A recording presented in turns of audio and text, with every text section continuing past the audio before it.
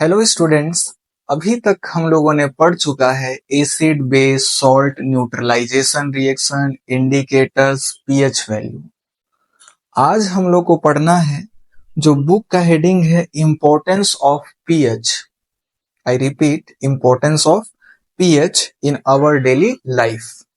यह है हमारा पेज नंबर 24 में, जिसमें पहला हेडिंग हम लोग को क्या दिया है, pH and process of digestion. ये क्या है, अपना हेडिंग है। बहुत मजा आने वाला है आज। बहुत अच्छी अच्छी जानकारियां मिलेंगी हम लोग को कि पीएच हमारे डेली लाइफ में कैसे यूज होता है। ठीक, एकदम डिटेल से समझेंगे, एकदम आराम से समझेंगे, एकदम एक एक के कारण सहित समझेंगे कि क्यों का है कैसे। ठीक, तो चलिए स्टार्ट करते हैं। पहला, pH and process of digestion. सबसे पहले समझिए, इस पे अभी हम लोग चलेंगे आपके सामने। हालांकि बुक का मैं सेम टू सेम लाइन लिखा हूं, ये आप बुक ओपन करके देख सकते हैं अगर अच्छा क्लियरली विजिबल नहीं हो रहा है तो आपको। फर्स्ट ऑफ ऑल समझाने के लिए हम लोग क्या बनाते हैं, स्टमक। चलिए स्टमक ड्रॉ कर देते हैं हम लोग आपके लिए। ये हो गया स्टमक अपना। ठीक, अब जो स्टमक होता है, pH and process of digestion. अब देखिए क्या लिखा है, अवर स्टमक, हमारा स्टमक सिक्रिएट्स डाइल्यूट HCl। सबसे पहले देखिए, दो वर्ड आप लोगों को परेशान कर सकता है, डाइल्यूट और कंसंट्रेटेड। अभी फिलहाल मैं इसको समझने के लिए डाइल्यूट का मतलब बता देता हूं, हालांकि मैं लास्ट में कंसंट्रेटेड एसिड और डाइल्यूट एसिड के बारे में अच्छे से क्लियर कर दूंगा। मान के चलिए हमारे पास HCl है। क्या है, HCl, और मैंने इसमें ज्यादा वाटर, ये बताइए एसिड है कि नहीं है, इसमें एसिड रखा हुआ है। ये हमारा एक कंटेनर है और इसमें कौन सा है, हाइड्रोक्लोरिक एसिड। इसमें मैं H2 मिला दिया, ज्यादा, मोर अमाउंट में। ज्यादा अमाउंट में मैं पानी मिला दूंगा तो ये जो HCl है वो डाइल्यूट HCl कहलाएगा। ठीक है, किसी भी एसिड को डाइल्यूट करना मतलब उसमें ज्यादा अमाउंट में वाटर मिक्स कर देना होता है, जिससे उस एसिड की पावर क्या हो जाती है, कम हो जाती है, कम खतरनाक रहता है वो हमारे लिए। ठीक है, लैब में अक्सर आपको डाइल्यूट एसिड ही मिलता है या डाइल्यूट बेस ही मिलता है, जिसमें ज्यादा अमाउंट में पानी मिक्स रहता है। क्लियर, ताकि वो कम पावरफुल बन जाए। ठीक है, ये तो ज्यादा पावरफुल रहेगा तो अगर एक छोटा सा भी बूंद अगर गिर गया तो मैंने बताया था हमारे मसल्स को पूरा जला देगा और हड्डी तक पहुंचा देगा। कितना खतरनाक होता है। तो चलिए, डाइल्यूट का मतलब अब आप लोगों को समझ में आ गया होगा। अब एक एक टर्म को, एक एक चीज को क्लियर करते चलेंगे एकदम अच्छे से, और आप लोग सब मेरी बातों को नोट करते चलिएगा। देखिए क्या बोला है, our stomach secretes dilute HCl। तो डाइल्यूट HCl का मतलब तो आपको क्लियर हो गया। But acid does not harm, harm मतलब नुकसान पहुंचाना, द स्टमक। सबसे पहले तो इन दोनों लाइन को एकदम अच्छे से क्लियर करते हैं। ये हमारा स्टमक है। ठीक है, थोड़ा सा मैं इस स्टमक को बड़ा बना देता हूं ताकि आपको क्लियरली विजिबल हो और समझने में आसानी हो। ये हमारा हो गया ऐसे स्टमक। ठीक, इस बार उतना अच्छा नहीं बना, फिर से बनाते हैं।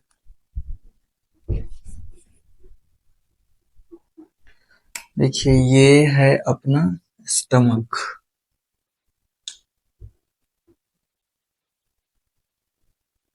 ये कुछ इस तरीके का बन गया। ठीक, अब ठीक है, ये अपना स्टमक हो गया। अब देखिए क्या होता है स्टूडेंट, जो स्टमक की जो वॉल होती है, ये वॉल, दीवारें, ये स्टमक की क्या है, पूरी दीवारें। स्टमक की दीवार से HCl सिक्रिएट होता है। क्या सिक्रिएट होता है, जो स्टमक है इसकी वॉल से, ये जो चारों तरफ वॉल है ना, इस वॉल से HCl सिक्रिएट होता है। यहाँ हाइड्रोक्लोरिक एसिड, HCl का नाम क्या है, हाइड्रोक्लोरिक एसिड। तो स्टमक क्या सिक्रिएट करता है? Hydrochloric acid. बहुत पावरफुल होता है ये, ठीक है। लेकिन सबसे बड़ी बात क्या है, अब बताइए, यही एसिड, डाइल्यूट एसिड इतना पावरफुल होता है कि आपको ये मेटल, मतलब मेटल वगैरह लोग को भी ये क्या कर सकता है, गला सकता है। हमारे मसल्स में अगर डायरेक्ट इस एसिड को डाल दिया जाए तो ये पूरा क्या कर देगा, हमारे मसल्स को जला देगा। तो सवाल है सर, यहां जब HCl निकल रहा है तो इस मसल्स को क्यों नहीं जला दे रहा है, पूरा पूरा खत्म क्यों नहीं कर दे रहा है? इस मसल्स को हार्म क्यों नहीं पहुंचा रहा है अपने चारों ओर का? यहाँ तो पूरा HCl भरा हुआ है, HCl। तो ये जो हाइड्रोक्लोरिक एसिड है, इस मसल्स, इस दीवार को हार्म क्यों नहीं पहुंचा रहा है, नुकसान क्यों नहीं पहुंचा रहा है? सबसे बड़ा क्वेश्चन।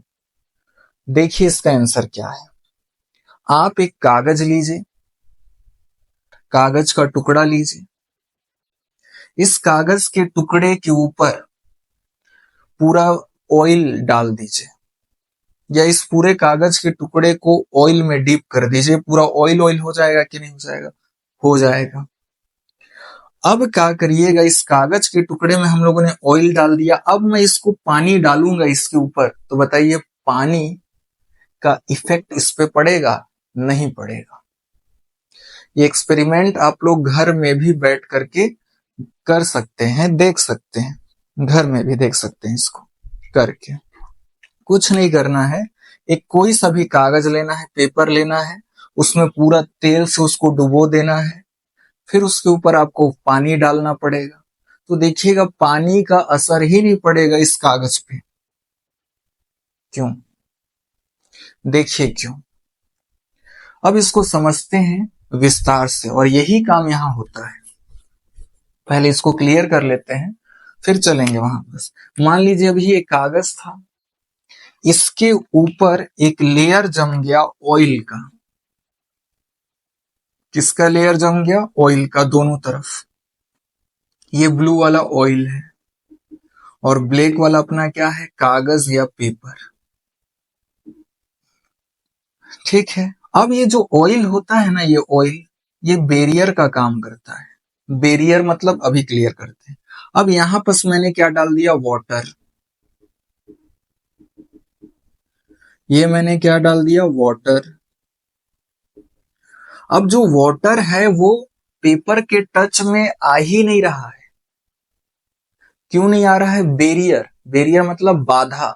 बीच में बाधा कौन डाल दे रहा है?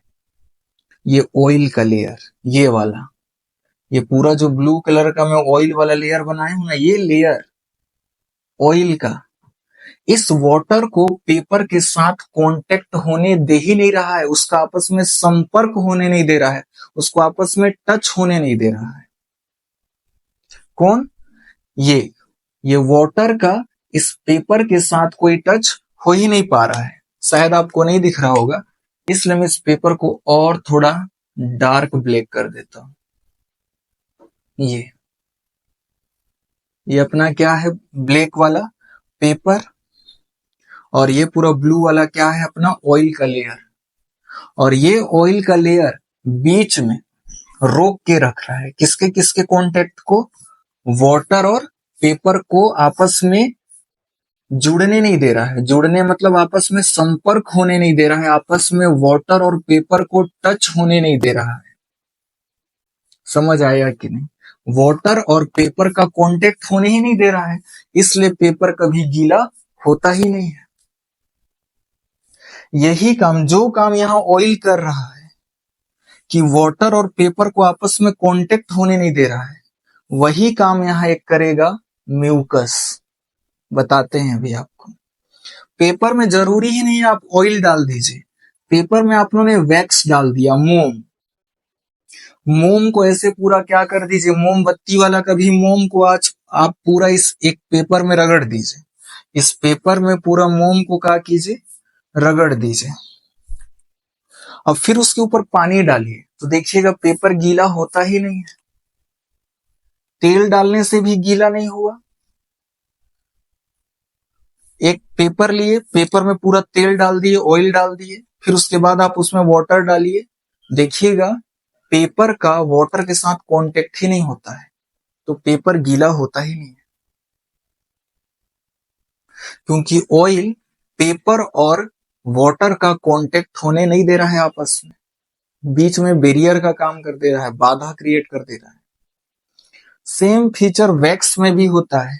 आप एक पेपर लीजिए, पन्ना, इसके ऊपर वैक्स को रगड़ दीजिए, ठीक है, फिर इसके ऊपर पानी डालिए, देखिए ये आपका जो पन्ना है ये गीला होगा ही नहीं। क्यों?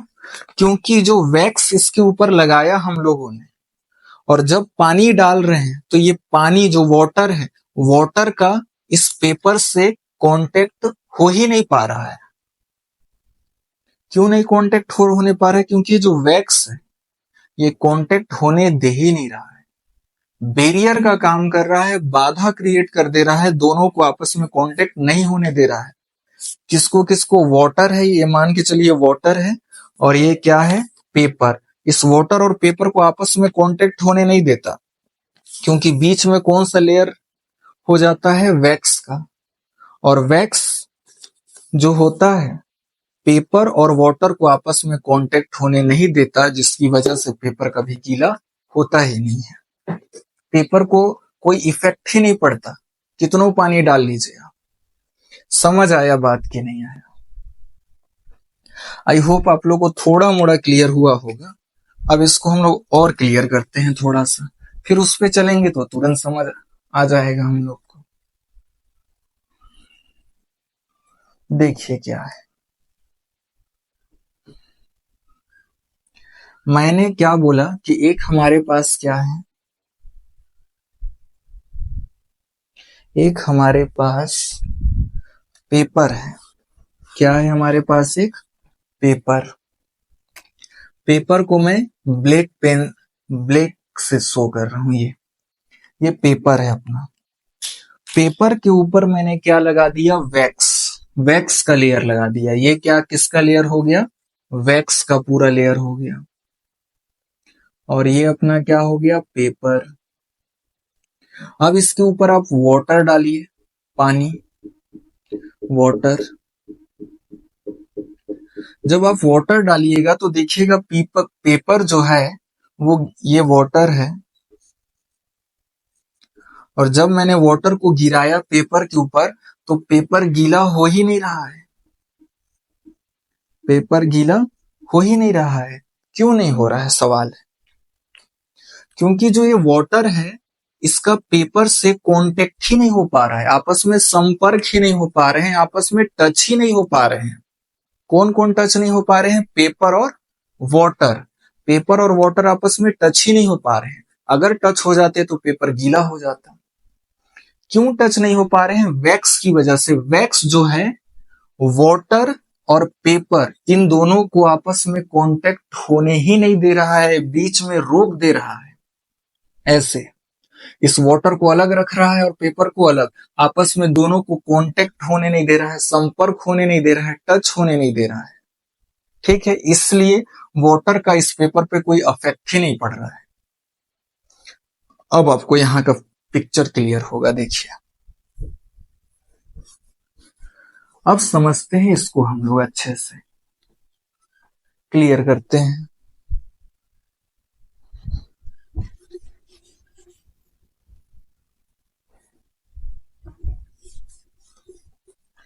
देखिए क्या है, ये हम लोगों ने बना दिया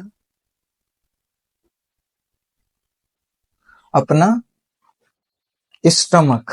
ठीक है, अब स्टमक ने क्या सिक्रिएट कर दिया अपना यहाँ पर, मैं इसको ब्लैक मार्कर से ही बना देता हूं। HCl। यहाँ पूरा क्या है अपना? HCl। ये किससे भरा हुआ है? HCl से भरा हुआ है।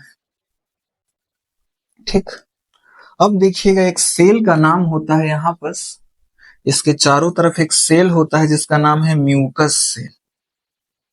क्या नाम है उस सेल का? Mucus cell. और म्यूकस सेल एक सब्सटेंस सिक्रिएट करता है जिसका नाम है म्यूकस। म्यूकस चिपचिपा टाइप का होता है। जब भी आप भिंडी काटते हैं, भिंडी काटे होंगे सब, तो भिंडी काटते समय देखिएगा एक चिपचिपा टाइप का सब्सटेंस आपके हाथ में लग जाता है, उसी टाइप का होता है म्यूकस। चिपचिपा होता है और इसको सिक्रिएट कौन करता है? Mucus cell. म्यूकस सेल कहाँ होते हैं सर? तो म्यूकस सेल होते हैं यहाँ इसकी दीवारों पर। स्टमक की दीवारों पर कौन होता है? Mucus cell. ठीक है, और म्यूकस सेल क्या सिक्रिएट करते हैं? म्यूकस। और ये जो म्यूकस होता है, गौर फरमाइएगा, म्यूकस सेल कहाँ पाया जाता है? इसकी दीवारों पर। पाया गया कि नहीं पाया गया? पाया गया।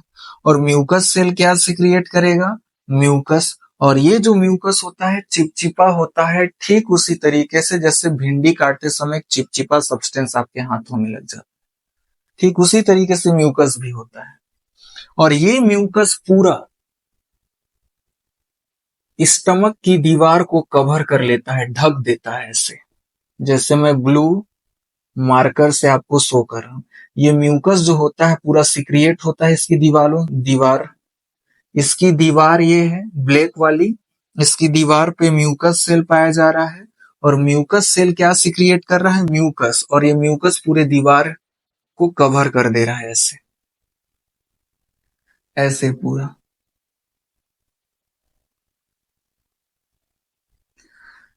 अब देखिए, यही म्यूकस जो है, जो HCl को, किसको? HCl को, ये हाइड्रोक्लोरिक एसिड को इसकी दीवार से, इससे, ये जो वॉल है इससे टच होने नहीं देता है। आपस में हाइड्रोक्लोरिक एसिड, देखिए ये क्या है? Hydrochloric acid. ये अपना क्या है? Hydrochloric acid. और ये जो ब्लू कलर का बनाया हूं ये कौन है? म्यूकस है। तो जो म्यूकस होता है ना, ये हाइड्रोक्लोरिक एसिड का इस वॉल से कांटेक्ट होने नहीं देता है, संपर्क होने नहीं देता है, एसिड को इसके वॉल से टच होने नहीं देता है। इसी वजह से HCl से ये जो वॉल है बचा रह जाता है, वॉल को कोई हार्म नहीं होता। आई होप अब आपको एकदम अच्छा क्लियर हो गया होगा।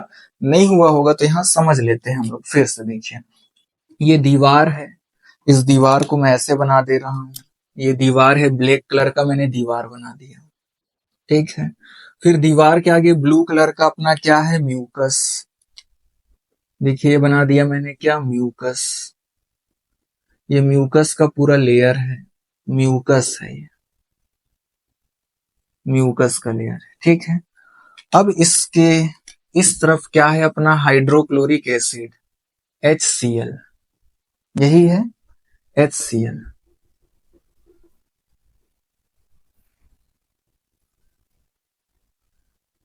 HCl। अब इस हाइड्रोक्लोरिक एसिड को, ये जो म्यूकस है ब्लू कलर का,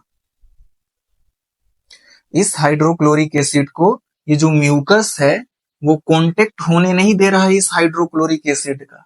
किससे? वॉल से। दीवार ये ब्लैक कलर का और ये हाइड्रोक्लोरिक एसिड, इसके बीच में बाधा, बैरियर कौन बन जा रहा है? म्यूकस का लेयर। ऐसे ये म्यूकस का जो लेयर है, ये म्यूकस का लेयर ब्लू कलर का जो मैंने दिखाया है आप लोगों को, ये म्यूकस का क्या है? अपना लेयर। ये हाइड्रोक्लोरिक एसिड और इसके वॉल को आपस में टच होने नहीं दे रहा है, आपस में कांटेक्ट होने नहीं दे रहा है, जिसकी वजह से हाइड्रोक्लोरिक एसिड दीवार से टच नहीं हो रहा है और हाइड्रोक्लोरिक एसिड दीवार को कोई हार्म नहीं पहुंचा रहा है। दीवार वॉल को, किसकी वॉल को? स्टमक की वॉल को। तो स्टमक का जो ये वॉल होता है और HCl जो होता है, इसके बीच में बाधा कौन कर देता है? म्यूकस का लेयर।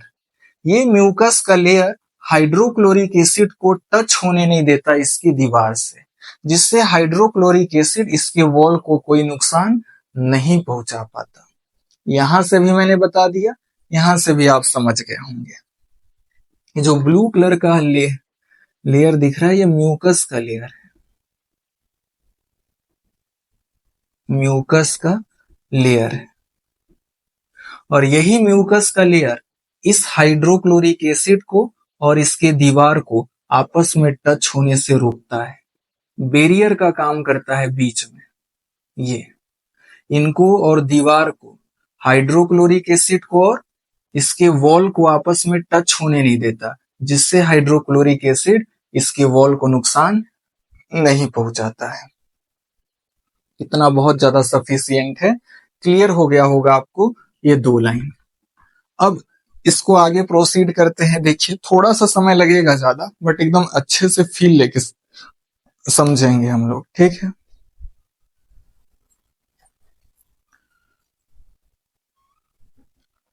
अब देखिए स्टूडेंट, हम लोग क्या करते हैं, आगे की कहानी को समझते हैं अच्छे से। आगे क्या कहता है, it helps in digestion of food. ये जो HCl होता है, सब कोई जानते हैं कि ये जो हमारा स्टमक हुआ, ये स्टमक, यहां पर जो फूड मटेरियल होता है, इस फूड मटेरियल को जो हम लोग खाना खाते हैं, किसमें जाता है, स्टमक में। इस स्टमक में खाना को पचाता कौन है, डाइजेस्ट कौन करता है, HCl।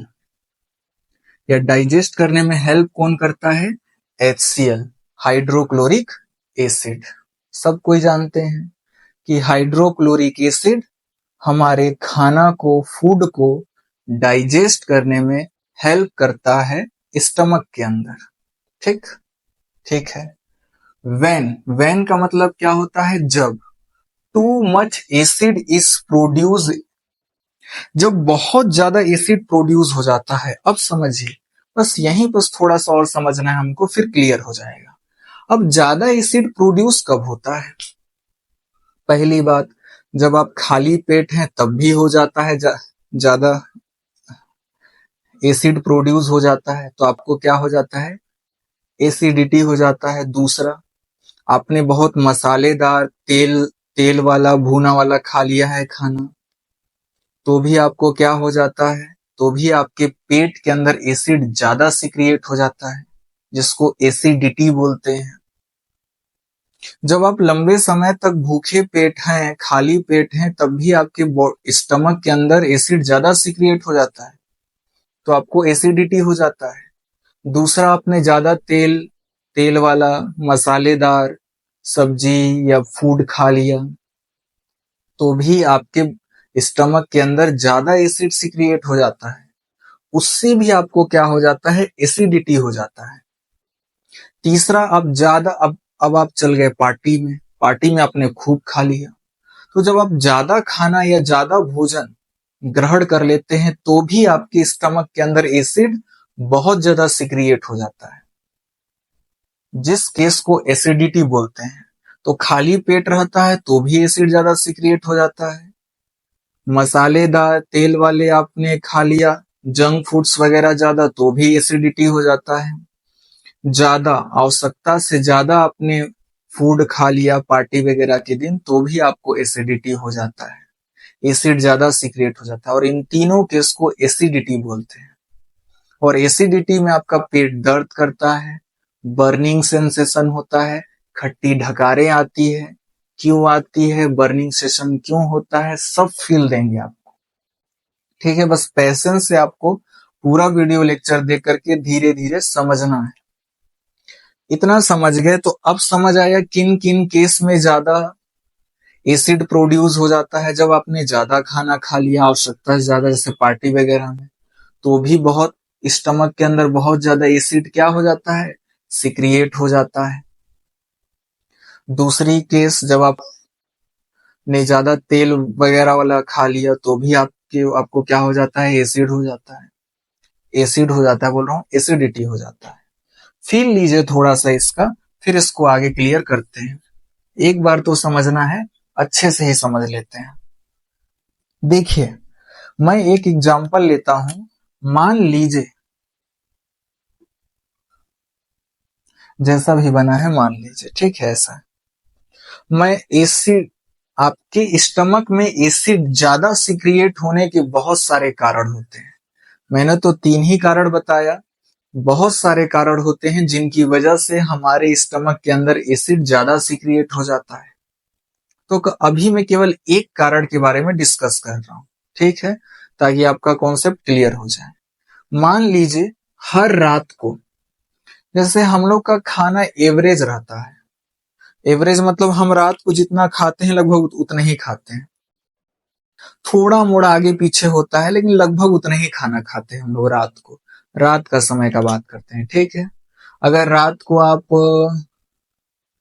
जितना खाना खाते हैं लगभग दूसरे दिन भी लगभग उतना ही खाइएगा, थोड़ा सा कम या ज्यादा हो सकता है, तीसरे दिन भी लगभग उतना ही खाइएगा, थोड़ा सा कम या ज्यादा हो सकता है, लेकिन एवरेज आपका लगभग उतना ही खाना खाते होंगे, ठीक। अब क्या हो गया, आपके दोस्त का हो रहा है शादी, अब आप चल गए पार्टी में, आपको खूब दिखा फुल्की, चाट, डोसा, चाउमीन, बर्गर, ठीक है, एक से एक वैरायटी वैरायटी का चीज आपको दिख रहा है। चाउमीन तो आपका बड़ा शौक लग रहा है, आपने सबको खाया खूब पेट भर के, इतना खा दिया आपने, इतना खा दिया कि अब एक पीस भी कोई बोल दे कि लो भाई चाउमीन खा लो एक पीस, अब मेरे से नहीं हो पाएगा, ये वाला सिस्टम, ठीक है। अब देखिए क्या होगा, उस केस के बारे में बात करते हैं। आप डेली एक एवरेज खाना खाते हैं, ठीक, लगभग एक आज जितना खाए कल भी उतना ही खाइएगा, थोड़ा मोड़ा आगे पीछे होगा, थोड़ा मोड़ा, परसों भी लगभग उतना ही खाइएगा, थोड़ा मोड़ा आगे पीछे होगा। तो उसी हिसाब से रात रात को आपके स्टमक से क्या सिक्रिएट होगा, HCl, क्या सिक्रिएट होगा, HCl। अब कितना HCl सिक्रिएट होता है वो तो एग्जैक्ट पता नहीं है मेरे को, बट मैं अपने हिसाब से समझाने के लिए अभी हम लोग मान लेते हैं 5 ml, कि आपके बॉडी के अंदर हर रात को, कब, रात को, एट नाइट, रात को 5 ml HCl सिक्रिएट होता है, ठीक, क्योंकि आप उसी हिसाब से खाना खाते हैं। जितना आप खाना खाते हैं रात को, उस खाना को पचाने के लिए 5 ml HCl सफिशियंट रहता है, क्योंकि हर जैसे बच्चे के बॉडी में, हमारे बॉडी में, हमसे बड़े बॉडी में, या जो ज्यादा खाना खाता है उसके बॉडी में अलग अलग क्वांटिटी में HCl सिक्रिएट होगा उनके खाना के हिसाब से। तो मान के चलिए मेरा एग्जाम्पल कि मैं जिस हिसाब से रात को भोजन करता हूं, उस भोजन को पचाने के लिए, खाना को पचाने के लिए, फूड को डाइजेस्ट करने के लिए 5 ml HCl निकलता है हर दिन रात को मेरे स्टमक में। मेरा स्टमक सिक्रिएट करता है 5 ml HCl हर रात को फूड को पचाने के लिए, क्योंकि उतना में मेरा खाना पच जाता है, उसी हिसाब से मैं करता हूं। जो ज्यादा खाना खाता होगा उसके बॉडी में ज्यादा HCl सिक्रिएट होता होगा डेली रात को, और जो कम खाना खाता होगा उसके बॉडी में कम HCl सिक्रिएट होता होगा डेली, ठीक है। तो हर जन का अलग अलग सिस्टम रहता है। अब मैं अपने दोस्त के घर में गया, ठीक है, दोस्त के घर में ऐसे ही नहीं गया, उसने बुलाया था, बोला था कि मैं शादी के बंधन में बंध रहा हूं, आ जाना भैया खाने पीने, ठीक है, झोला उला लेके पूरा, ताकि खाना को भर के भी लाना है दूसरे दिन के लिए। अब देखिए क्या होगा, अब मैं गया पार्टी में, मैंने खूब ठूस ठूस के खाना खा लिया, मैंने एक केस बताया था, इतना खाना खा लिया, इतना खाना खा लिया कि अब और एक निवाला भी अंदर नहीं जा सकता, इतना क्वांटिटी में मैंने खाना खा लिया एकदम भर के, ठीक है। अब बताओ पहले मैं जितना खाना खाता था, ठीक है, मान लीजिए एक एग्जांपल के लिए मैं पहले हर रात को 1 kg खाना खाता था, केजी में देख लेते हैं, 1 kg खाना खाता था हर रात को, एवरेज घर में रहता था। पार्टी में गया, मैंने कितना केजी खाना खा लिया, 5 kg, एग्जाम्पल के लिए 5 kg खाना खा लिया खूब।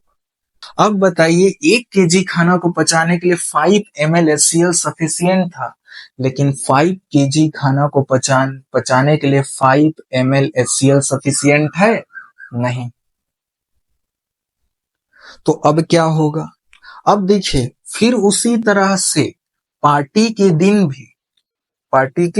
दिन भी मेरे स्टमक से 5 ml HCl सिक्रिएट होगा, लेकिन 5 ml से पूरा खाना पच नहीं पाएगा। फिर ये जो है क्या बोलते हैं इसको, मैं बोलूं सूचना, इंफॉर्मेशन जाएगी नर्वस सिस्टम थ्रू या हॉर्मोन्स के थ्रू जाती है। फिर इसको क्या बोलते हैं हम लोग, स्टमक, स्टमक को ये सूचना दी जाती है कि आप और HCl सिक्रिएट कीजिए, क्योंकि इतना से खाना तो पच नहीं पाएगा। तो अब देखिए 5 ml से मेरा 5 kg खाना तो पक बोल रहा हूँ, पच नहीं पाएगा, डाइजेस्ट नहीं हो पाएगा। ठीक है, 5 ml से डेली मेरा खाना डाइजेस्ट होता था, बट पार्टी के दिन मैंने बहुत ज्यादा खाना इंसर्ट कर लिया, खा लिया, 5 kg खाना खा लिया। उस दिन भी मेरे बॉडी से 5 ml ही सिक्रिएट होगा, बट 5 ml इतना खाना को डाइजेस्ट नहीं कर पाएगा। तो फिर से सूचना जाएगा इसके पास, स्टमक के पास, कि आप और HCl निकालिए, ताकि खाना को पचाना है, डाइजेस्ट कराना इतना सफिशिएंट नहीं है।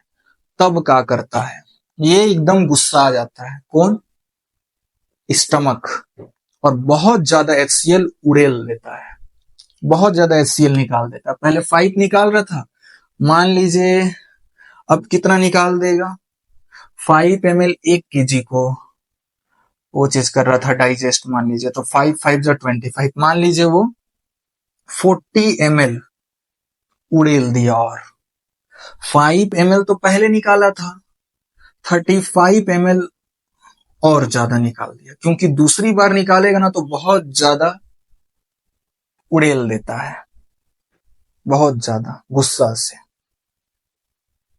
क्या, HCl। अब बताइए प्रॉब्लम हुआ कि नहीं। अब 1 kg खाना पचाने के लिए, क्योंकि दूसरी बार कोई मेजरमेंट नहीं है, जितना उसके पास है, जितना क्षमता उतना सब निकाल देगा, सिक्रिएट कर देगा, कौन, स्टमक। क्या चीज, HCl, जितना उसके पास ताकत है सब सिक्रिएट कर देगा, क्योंकि खाना तो आप बहुत खाएं, मेजर तो करेगा नहीं भैया, इतना के लिए इतना सिक्रिएट करता हूं, तो आज 5 किलो खाना खाया है, तो 5 5 जा 25 ml की नीड थी, तो 25 ml HCl में निकालो, ऐसा कोई सिस्टम नहीं होता है। जैसे पार्टी में नहीं दिखाता है एक सीन, आप लोग को देखे होंगे मीम्स वगैरह, कि आप थाली लेके गए, एक रसगुल्ला, फिर दोबारा में बोले एक और, फिर दूसरा दिया, फिर तिबारा में बोले कि एक और, फिर चौबारा में, फिर 5 बार, फिर वो गुस्सा होते होते पूरा जो कंटेनर है जिसमें रसगुल्ला रखा है, सब कंटेनर को आपको दे देगा, ले भैया तो पूरा रसगुल्ला का कंटेनर ले ले, पूरा ही खा ले। वही सिस्टम होता है यहाँ पे। एक बार में 5 ml तो निकाला, लेकिन खाना इतना ठूस ठूस के खाए हैं कि 5 ml से खाना पच नहीं पाएगा। तो जब दोबारा निकालता है स्टमक, तो जितना उसके पास ताकत होता है HCl निकालने का, सब निकाल देता है, क्योंकि बहुत ज्यादा खाना है, बहुत ज्यादा HCl सिक्रिएट कर देता है। तो 35 और कर दिया एग्जाम्पल के लिए, तो टोटल कितना हो गया, 40 ml, टोटल कितना हो गया, 40 ml। अब 1 kg 5 ml से डाइजेस्ट हो जाता था, तो 5 kg के लिए 25 ml चाहिए कि नहीं चाहिए। 1 kg के लिए 5 मिलीलीटर चाहिए हाइड्रोक्लोरिक एसिड, तो 5 kg के लिए कितना चाहिए, 25 ml HCl। इतना HCl तो इन्वॉल्व हो जाएगा खाना पचाने के लिए, लेकिन टोटल कितना है, 40 ml, तो बच कितना जाएगा, 15 ml हाइड्रोक्लोरिक एसिड एक्स्ट्रा बच जाएगा। यहाँ बचेगा कि नहीं बचेगा, बचेगा, और यहीं से आपको एसिडिटी होना स्टार्ट हो जाएगा। समझ आया कि नहीं है। तो इस कंडीशन में बहुत ज्यादा टू मच लिखा है, टू मच, बहुत ज्यादा एसिड सिक्रिएट कर दिया कि नहीं, स्टमक कर दिया, और आपको खट्टा ढकार आएगा, पेट दर्द देगा, पेट में जलन सा फील होगा, बर्निंग सेंसेशन। समझ आ रही है बातें, आ रही है। तो आपको इसका भी फील दिला दिया कि कैसे एक्स्ट्रा HCl प्रोड्यूस होता है। तो ये तो मैं ज्यादा खाना का बताया, जब भूखे रहते हैं तो भी HCl ज्यादा हो जाता है, ऑयली वाला फूड खा लिए तो भी हो जाता है, और भी बहुत सारे कारण हैं ज्यादा HCl प्रोड्यूस करने के। तो अब हम लोग को क्या समझना है, देखिए अब 15 ml आप लोगों ने इतना देखा अभी तक कि 1 kg को 5 ml से डाइजेस्ट हो जाता है, तो 5 kg मैंने खाना खाया तो उसके लिए 25 ml चाहिए था, जरूरत था 25 ml, लेकिन सिक्रिएट कितना हुआ था 40 ml। बच कितना गया, या एक्सेस अमाउंट, एक्सेस ज्यादा कितना बच गया 15 ml। बचा कि नहीं बचा HCl, 15 ml ज्यादा बच गया, तो इसी को ये एक्सेस HCl हो गया, ज्यादा HCl। समझ आ रहा है कि नहीं आ रहा? अब और सुनिए थोड़ा सा।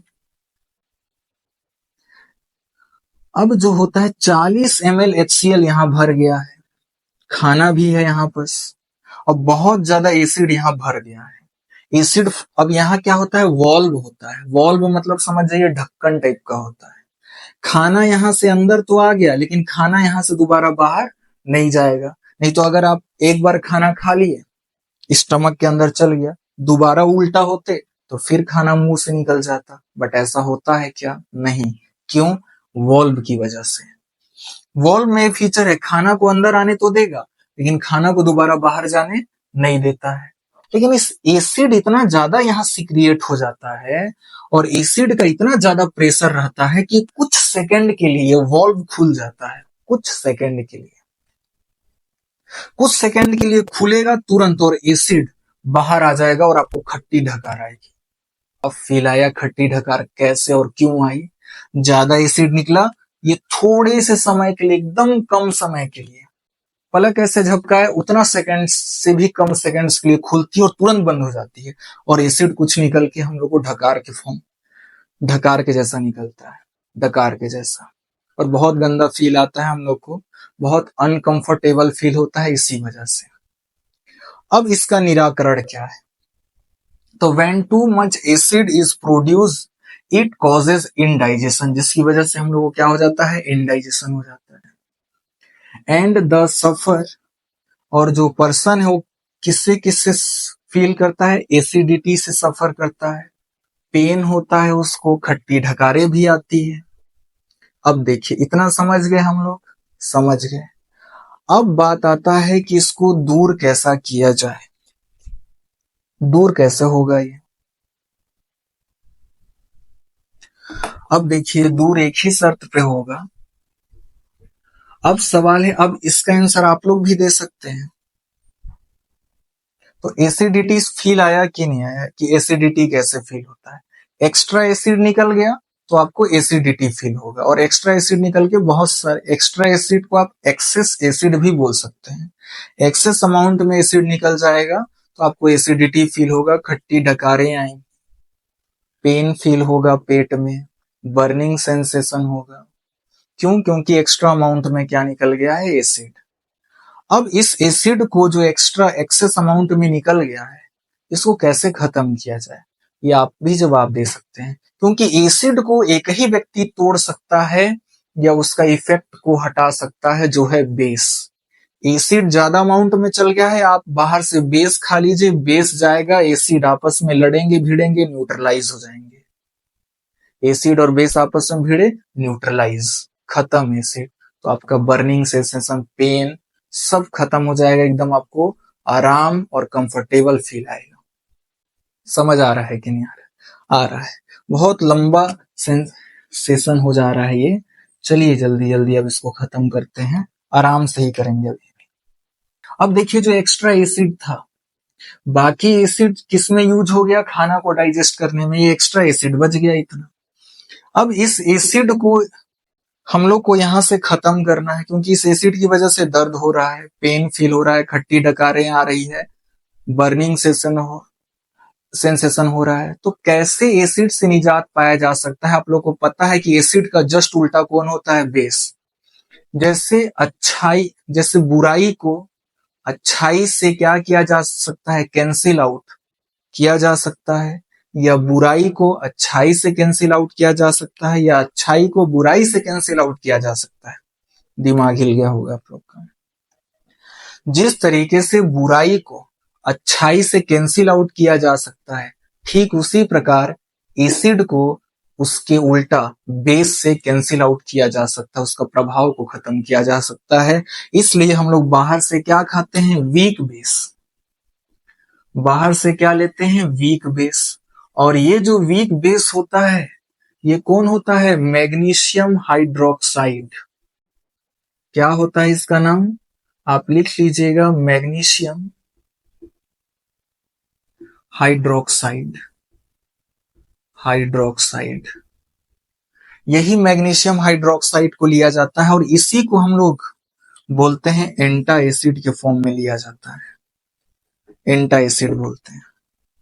अब ये जो वीक बेस है, हम लोग खाएंगे वीक बेस को मेडिसिन के थ्रू, इनो के थ्रू, किसी के थ्रू भी खाएंगे हम लोग। बेस जाएगा अंदर, यहां पर क्या है? एसिड।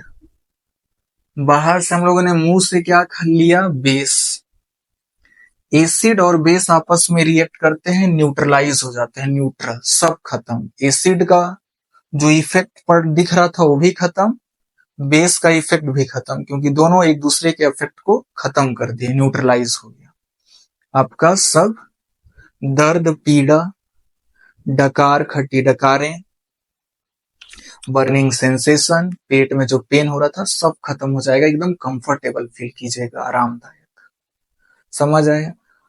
तो एंटा एसिड, एसिड का जस्ट उल्टा के फॉर्म में हम लोग क्या यूज करते हैं? Magnesium hydroxide. मैग्नीशियम हाइड्रोक्साइड ये वीक बेस होता है। दूसरी बात, इसको मिल्क ऑफ मैग्नीशिया भी कहा जाता है। नोट कर लीजिएगा, क्या पता छत्तीसगढ़ वाला कभी घुमा फिरा के दे दिया क्वेश्चन तो, कि एंटा एसिड में किसको यूज किया जाता है। ऑप्शन में कुछ कुछ और दे देगा और इस मैग्नीशियम हाइड्रोक्साइड के जगह में या एंटा एसिड के जगह में मिल्क ऑफ मैग्नीशिया लिख देगा। तो मैग्नीशियम हाइड्रोक्साइड को ही मिल्क ऑफ मैग्नीशिया कहा जाता है, ध्यान रखिएगा। मैग्नीशियम हाइड्रोक्साइड को ही मिल्क ऑफ मैग्नीशिया कहा जाता है। क्लियर हुआ कि नहीं हुआ? हो गया। और इसी को हम लोग खाते हैं जब हम लोग को एसिडिटी हो जाता है। तो बाहर से बेस खाए, अंदर में एसिड था, एसिड बेस रिएक्ट किए, न्यूट्रलाइज हो गया, हम लोग को दर्द से राहत मिल गया। तो एंटा एसिड जैसे कि such as weak base, weak base में मैग्नीशियम हाइड्रोक्साइड आर यूज किया जाता है टू न्यूट्रलाइज एक्सेस एसिड। जो ज्यादा मात्रा में एसिड था, एक्सेस एसिड था, एक्सेस मतलब ज्यादा मात्रा में। ज्यादा मात्रा में कौन था? 15 ml। टोटल 40 ml निकला था, तो 25 ml यूज हो गया, 15 ml ज्यादा था एक्सेस अमाउंट में। उस एक्सेस एसिड को, जो ज्यादा एसिड रहता है, उस एसिड से, एक्सेस एसिड से ही ये बेस रिएक्ट करता है और एसिड बेस करके न्यूट्रलाइज हो जाते हैं। ये हो गया अपना पूरा टॉपिक कवर। अब दूसरे टॉपिक की ओर चलते हैं हम लोग।